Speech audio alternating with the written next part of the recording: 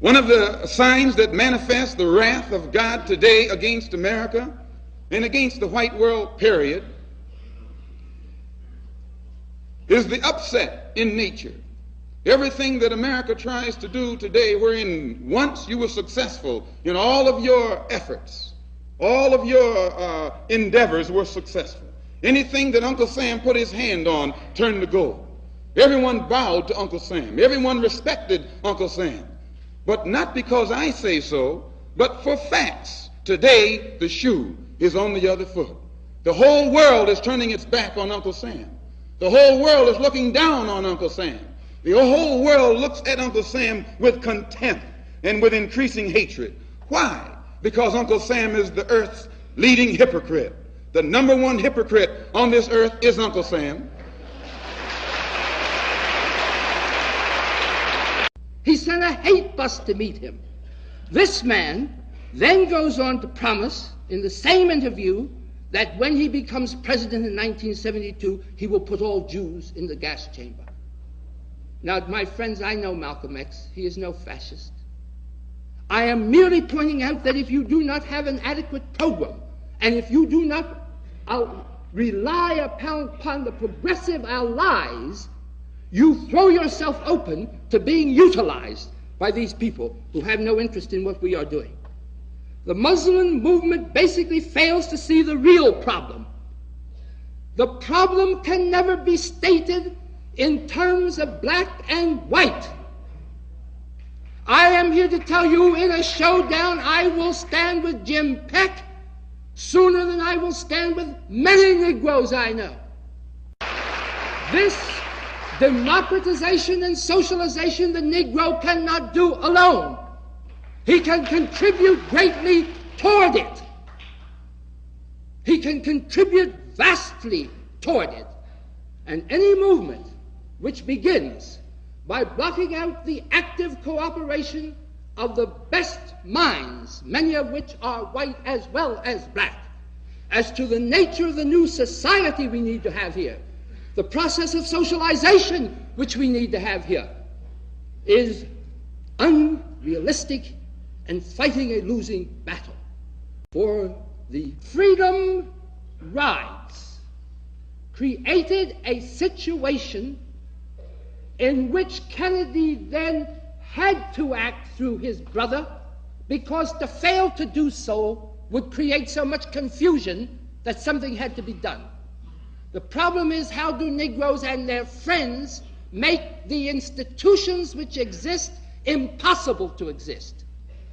The way in which the segregation was done away in the Woolworth and other stores in the South was by people sitting and saying, either you will have no places to eat or they will be integrated.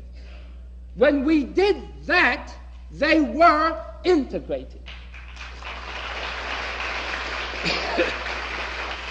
Furthermore, I maintain that even if it were possible to bring any degree of progress now, it is going to be because as we follow this form of mass action and strategic nonviolence, we will not only put pressure on the government, but we will put pressure on other groups which ought by their nature to be allied with us.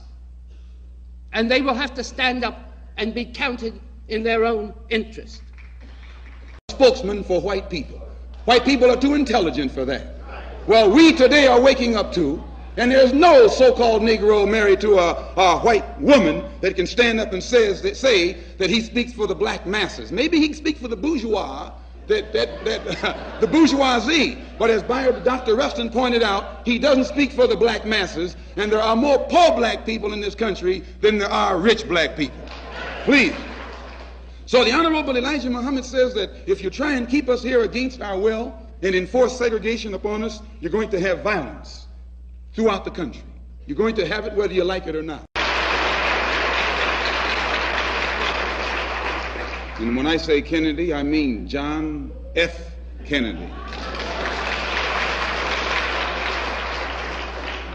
the man who promised all the American so-called Negroes who vote what he was going to do for them when he got in office, and has yet to do the first thing that he promised, but has paid off the Negro leadership so that they are silent and say nothing about the promises that he originally made to get Negroes to vote for him. Now, I would like to point out another point before we go any farther. We who are followers of the Honorable Elijah Muhammad do not make a choice between integration and segregation. Segregation doesn't enter into the picture at all. We are for separation, not segregation. Segregation, as we're taught by the Honorable Elijah Muhammad, is that which is forced upon inferiors by superiors. Separation is done voluntarily by two equals. When you find an all-white school, they don't call it a segregated school, they call it a separate school.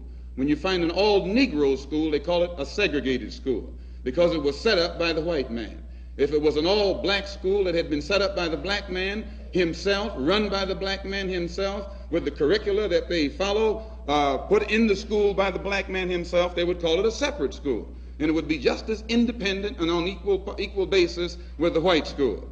People who are defenseless, who are harmless, and because of your indoctrination and brainwashing, brainless, senseless, have no intellect whatsoever of their own where they can think for themselves. And it is because America has taken millions of black people from the East, from their own culture, from their own civilization, and brought them here and stripped them and brought them down to the level of an animal, and then turned around and taught them that they were savages in the jungle, cannibals eating people. When they were caught and brought here, this is supposed to justify the American white man's treatment of these people.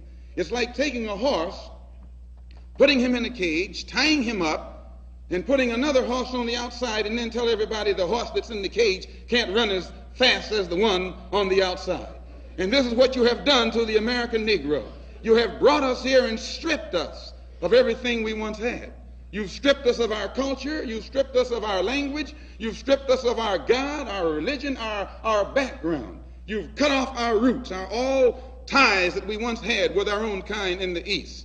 And after stripping us of our roots and destroying us as a people, making us become dead as a people, mentally and otherwise, then you point the finger of scorn at us and tell the world that we're not ready for freedom, that we're not qualified for freedom. All praise is due to Allah. And it is for this reason that God is bringing America to her knees. It is for this reason that God is going to judge America. It is for this reason that America is doomed, and it is for this reason that we who follow the Honorable Elijah Muhammad feel that our only hope is not integration with a doomed society, but complete separation from a doomed society.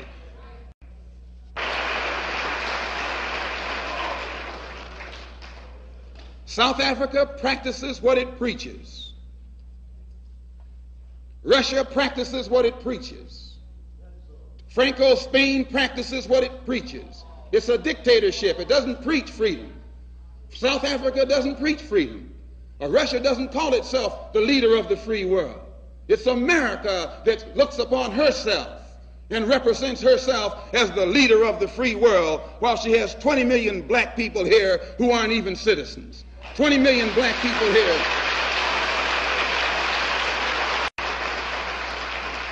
How can you and your government leaders stand up in the United Nations and point the finger at South Africa for practicing what it preaches? It preaches apartheid and it practices apartheid. It preaches the inferiority of the races and it practices the inferiority of the races. Whereas you preach one thing and practice another thing. You say that this is a land of equality and 20 million of your black citizens, so-called citizens, don't have equality. You say that this is the land of freedom and 20 million black people here don't have freedom. You say that this is a land of justice and 20 million black people here don't have justice. And the government, from the Supreme Court, the Senate and the Congress and the President on up or down, is not able combined to bring about any change in the attitude of white America toward black America. God is God. He's the same God that the Hebrews worshiped, the same God that the Christians worship, and the same God that the Muslims worship. You call him Christ, They call him Jehovah, we call him Allah. Just as Jehovah was absent while the Hebrews were suffering under Pharaoh, didn't mean he was asleep.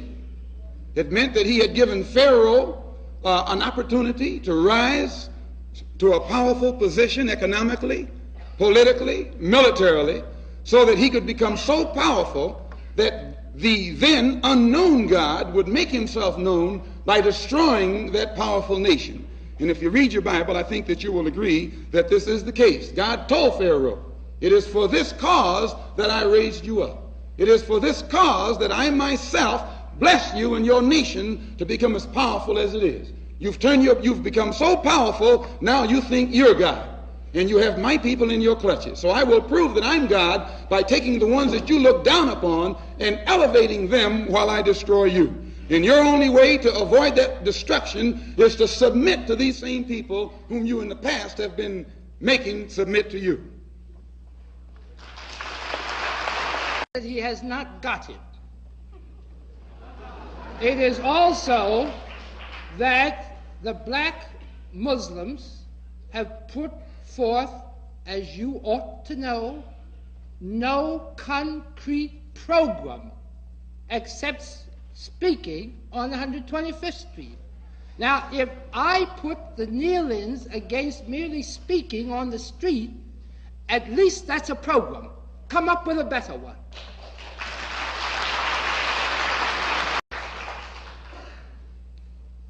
If white immigrants can come to this country 50 years ago with nickels and dimes and no education, and come here and pool their little nickels and dimes and no education, and set up little stores, develop these stores into larger stores, develop this into an industry which creates job opportunities for whites.